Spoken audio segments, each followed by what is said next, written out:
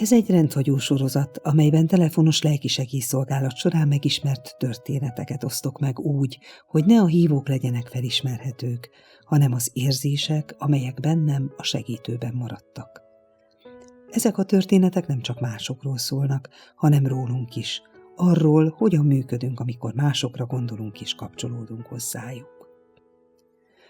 Alkohol a vonal túloldalán. Sokat töprengtem azon, mikor és hogyan beszéljek erről a témáról. Szeretném, ha velem együtt gondolkodnál, ezért kérlek, válaszold meg magadban a következő kérdést. Ha te telefonos lelkisegélyszolgálatnál dolgoznál, beszélgetnél egy alkoholistával? Ha igen, miért? Ha nem, miért nem? Ezt a kérdést mi is feltettük magunknak segítő munkánk elején, és talán később is többször. Tudom, hogy közülünk sem mindenki szeret kapcsolatba kerülni ilyen hívóval, mert úgy érzi, nem vele, hanem az alkohollal beszél, és talán pont ezért feleslegesnek tartja ezt a beszélgetést. Fél, hogy elveszi a lehetőséget olyan embertől, aki komolyabb bajban van. Megint másoknak talán vannak rossz élményei, tapasztalatai alkoholistákkal, vagy olyan ismerősökkel, családtagokkal, akik ilyen emberekkel éltek. Nehéz dilemmát jelentenek ezek a hívások, az biztos. És bár a képzés során kapunk tudást és szempontokat ehhez a témához is, nincs olyan protokoll, amely pontosan meghatározná, milyen alkoholszinten lévő hívóval beszélhetünk. Amikor megcsörren a telefon, én mindig arra fókuszálok, mit szeretne a hívó. Fontos, hogy milyen fizikai, mentális és pszichés állapotban van, de ha értem a beszédét és követni tudom a gondolkodását, akkor megpróbálok vele maradni, és bízom abban, hogy így segítem őt. Ha viszont nem értem az artikulációját, vagy szétesik a gondolatmenete, megkérem, hogy kipihentebb állapotban hívjon majd vissza. Egy 55 éves férfi pár hónappal ezelőtt úgy mutatkozott be, alkoholista vagyok. Érthető volt a beszéde, udvarias a stílusa és logikus a gondolatmenete. Kiderült, hogy korábban már hívta ezt a számot, de velem még nem beszélt. Azt mondta, a tegnapi napon megbántott egy olyan hölgyet, aki rendszeresen segít neki. Nagyon rosszul érezte magát emiatt, ezért ma bocsánatot kért tőle, ő pedig megbocsájtott neki. Hallgattam, és vártam a folytatást. De ő újra elismételte ezt más szavakkal. Majd még egyszer. Nem azért, mert nem emlékezett, mit mondott, vagy zavart volt, hanem azért, mert ennyire fontosnak érezte ezt a mondanivalót.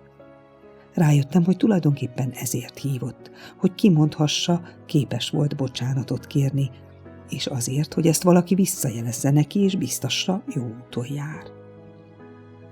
Elmondása szerint korábban erre nem volt képes, pökhendi volt, rátarti.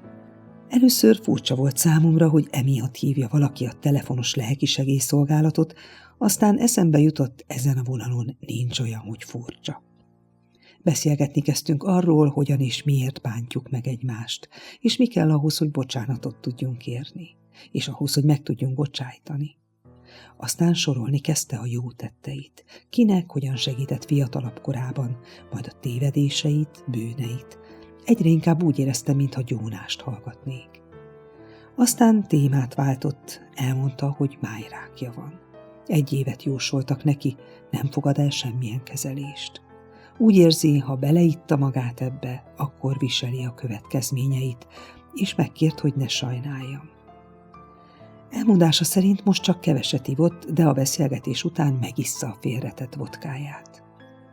Megkérdeztem tőle, mit érez majd, ha megissza.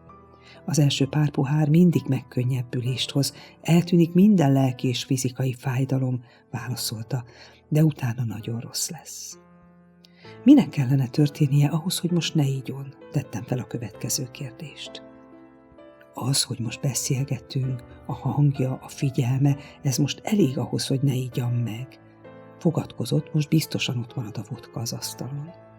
Kételkedtem ebben, de ezt nem mondtam el neki. Beszélgettünk tovább. Elmondta, hogy egyedül él, rokkant nyugdíjas, nincs családja, és hogy mennyire hiányzik neki a társaság, család, barátok. Éreztem, hogy nyitott, kommunikatív ember. Többször bocsánatot kért, hogy feltartja a vonalat, és nagyon hálás volt, hogy nem csak pár percet beszélünk. Maradtunk még. Aztán hirtelen elmesélte élete talán legnehezebb történetét.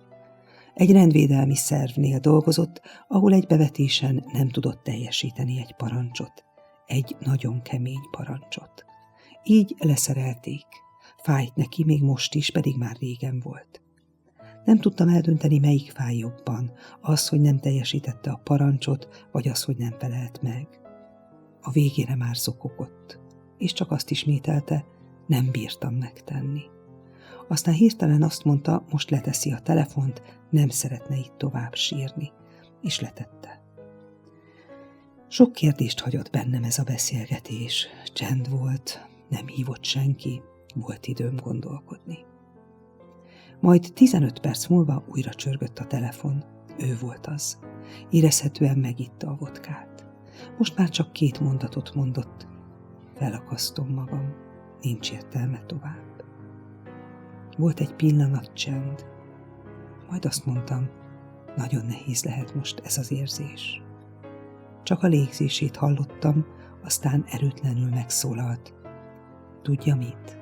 Mégsem. Csak azért sem.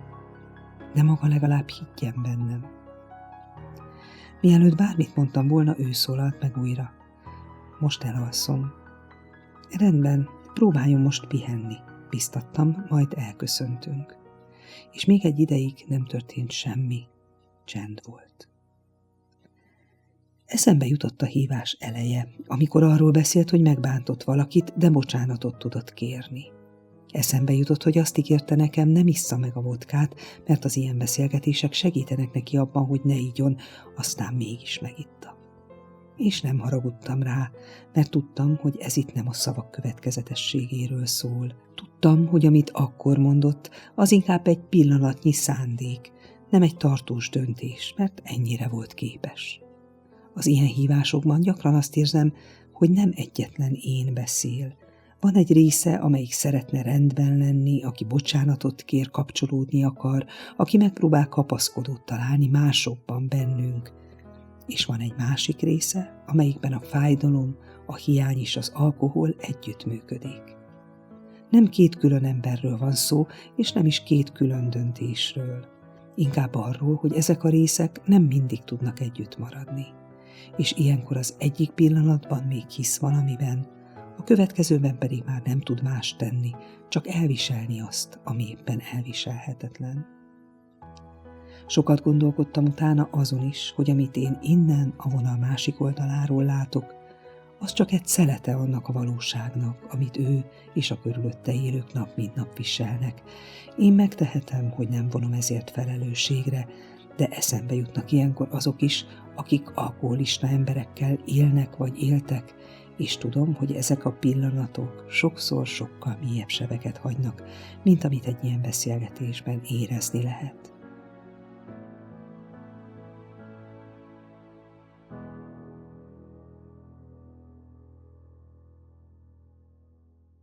Ha ezek a történetek adtak neked is valamit, akár csak egy gondolatot, egy érzést, vagy azt, hogy nem vagy egyedül, akkor kérlek, segíts, hogy másokhoz is eljussanak.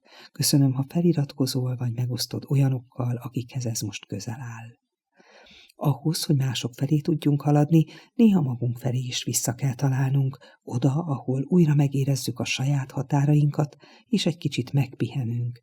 Ezért időnként a vonal túloldalán rövidebb, csendesebb, meditációs tartalmakat is megosztok majd, melyek akár egy-egy történet feldolgozásában is segíthetnek. Ha szeretnéd, ezeket is itt fogod megtalálni.